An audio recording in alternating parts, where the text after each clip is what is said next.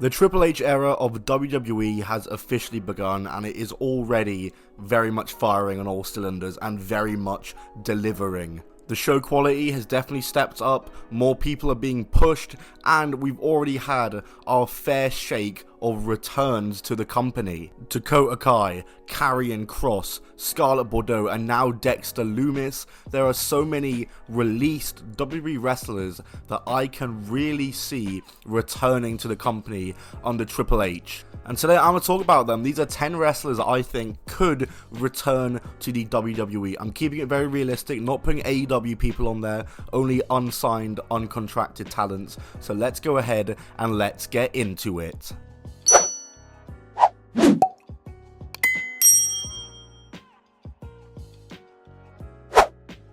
Number 10, Billie Kay. A while ago, Billie Kay and Peyton Royce announced they were taking a leave of absence from wrestling shortly after losing the Impact Knockouts Tag Team Championships. Now, Peyton Royce is expecting a baby, congratulations to her and Shawn Spears, but Billie Kay is not really doing anything in wrestling at the moment, and personally, I want her to return to WWE and give her CV to people backstage in a storyline where she's trying to get her job back. Tell me that wouldn't be absolutely class television. Billie Kay is fantastic, one of the better comedy wrestlers to come out of WWE. It was baffling when she was released, and come on, let her back in the company. She can add so much to the women's division and really add some comic relief and just be a good character.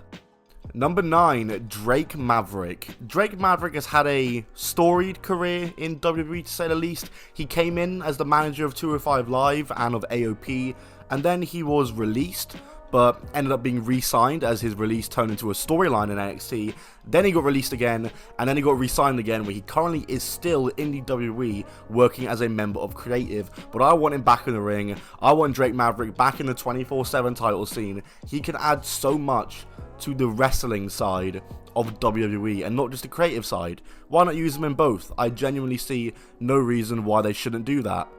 Number 8, Persia Pirotta. Persia Pirotta was released from NXT earlier this year, and now that Dexter Lumis is back, aka Indy Hartwell's boyfriend, why did they bring back Duke Hudson's girlfriend, aka Persia Pirotta? They had a storyline going on. Her and Indy were a team in NXT, and I just think Persia Pirotta, it's weird how she hasn't been snapped up by anyone yet, because she's exactly who I'd expect AEW or Impact to go for. She's really good. So why not WWE re-sign her? And it's something I could very much see happening to continue with all these storylines and reunite her and Indy Hartwell. Number 7, Bronson Reed. The former NXT North American champion was released last year, and as much as I really like the guy and really rate him as a wrestler, I do think he hasn't made much of a bang since leaving the WWE, both in Impact and New Japan, and he's a guy that Triple H was always a very big fan of, always doing the finger point pose towards when he won the title. So him being re-signed I think is a major possibility. He's a big Triple H guy, and I think he'd fit in with WWE very easily. And realistically, he'd probably get a better push and a better shake than what he's getting right now. Number 6, Nia Jax. Here we go. I see the comments already. I am part of the small group of people that hold the unpopular opinion of that they enjoyed Nia Jax in WWE.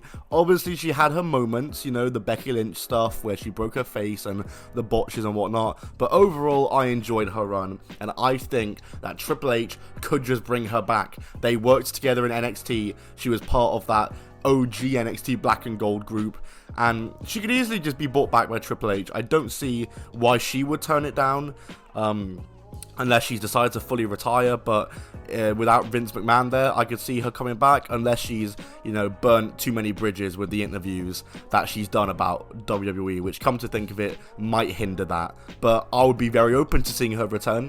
Number 5, Tegan Nox. Now this is one I'm certain is going to happen. Clash at the Castle is coming up in Cardiff. Tegan Nox is from Wales. It's their first big show in the UK in years. She had a great relationship with Triple H. I think her returning is a given. You look at the fact Dakota Kai was brought back. You look at the fact Dakota Kai didn't do anything after leaving WWE. Neither did Tegan. I think Tegan's coming back, and I think I'm kind of certain of this one happening. Number 4, John Morrison. John Morrison really got released out of nowhere in my opinion, and he's just a guy that can just do anything you ask him to. You can get a good match out of anyone with him. He's a solid guy. He doesn't need to be pushed. He's a good guy who can come in, put people over, while also putting on good matches. We're not expecting him to return and win the world title, win any title for that matter, but John Morrison can come back. He can continue the storyline with The Miz, get involved with the Logan Paul stuff potentially. There's some stuff you can do there, and there's just a lot you can do with Morrison. He's a guy who's also not signed. You can finally give him a name. Just give him John Morrison. He's not Johnny Elite or Johnny Impact or Johnny Game Changer or Johnny Caballero or Johnny whatever. Johnny Progress as well as one. He's just John Morrison again, and I think he is a guy that WWE can get some use out of, and there's really no reason to not re-sign him because there was no reason to release him in the first place. Number 3, Candace Rae. This is the only one on the list where perhaps I'd prefer if she didn't go back to the WWE. Now, I'm not saying she was underpushed there. I think she was a tiny bit underpushed, but overall, she had a good run. Got the NXT Women's Tag Championship with Indy Hartwell, was part of Johnny Gargano's storylines, wrestled for the women's title in great matches in NXT. But overall, I just want her in AEW. I want her doing intergender wrestling again. It's all I want again. That PWG run from Candace back in the day is one of my favorite runs ever in wrestling, and I want to relive that personally, and would love her in the AEW division, whether that's men's or women's, or even in Impact, whether that be men's or women's. But with this and her husband both being gone from the WWE earlier this year, and Triple H being back in, I think both of them could be returning to the WWE. And speaking of her husband, number 2, Johnny Gargano.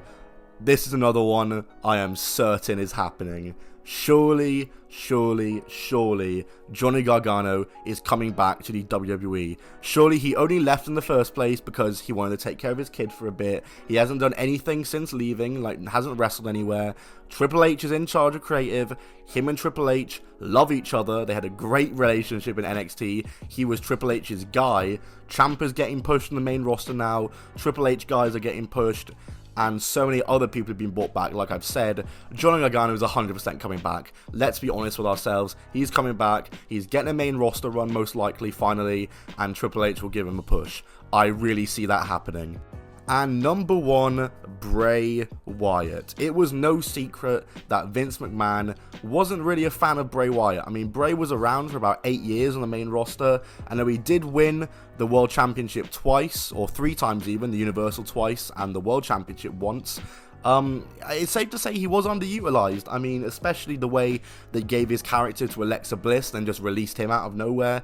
It was a bit unfair on him, and I'll never forget the Goldberg squash match, of course. But Bray Wyatt is someone I could see coming back. It's like a lot of the other people on this list. He hasn't wrestled since leaving WWE, and Triple H is a big fan of the guy, and I think Triple H is someone who would value Bray Wyatt on the main roster for WWE. So Bray Wyatt is a guy I could see coming back, and of all of these, if he was to come back, he'd probably be the biggest return. That's going to do it from me for this video, guys. If you did enjoy, smack that like button. It was good going back to my old roots, doing a top 10 WWE video, just like I used to do in 2015 and 2016. Nowadays, I'm a very different channel. But either way, I hope you enjoyed. Smack the like button. I'll see you all soon. Goodbye, and keep on rolling.